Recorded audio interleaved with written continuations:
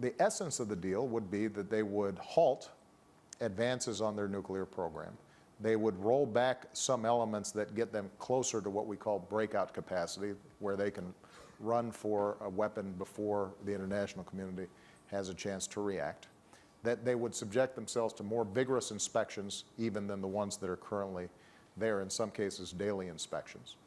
In return, what we would do would be to open up the spigot a little bit for a very modest amount of relief that is entirely subject to reinstatement if in fact they violated any part of this early agreement, and it would purchase a period of time, let's say 6 months, during which we could see if they could get to the end state of a position where we, the Israelis, the international community could say with confidence Iran's not pursuing a nuclear weapon.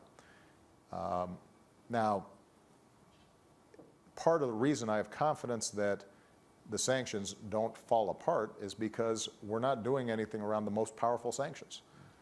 The oil sanctions, the banking sanctions, the financial services sanctions, those are the ones that have really taken a big chunk out of the Iranian economy. So oil production and oil sales out of Iran have dropped by more than half since these sanctions were put in place. They've got over $100 billion of oil revenue that is sitting outside of their country. The rial, their currency, has dropped precipitously. And all those sanctions and the architecture for them don't go anywhere.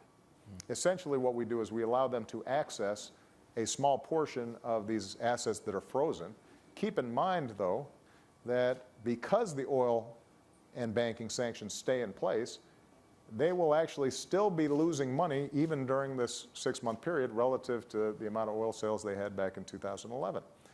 So what we are suggesting, both to the Israelis, to members of Congress here, to the international community, but also to the Iranians, is let's test the proposition that over the next 6 months we can resolve this in a diplomatic fashion while maintaining the essential sanctions architecture and, as President of the United States, me maintaining all options to prevent them from getting nuclear weapons.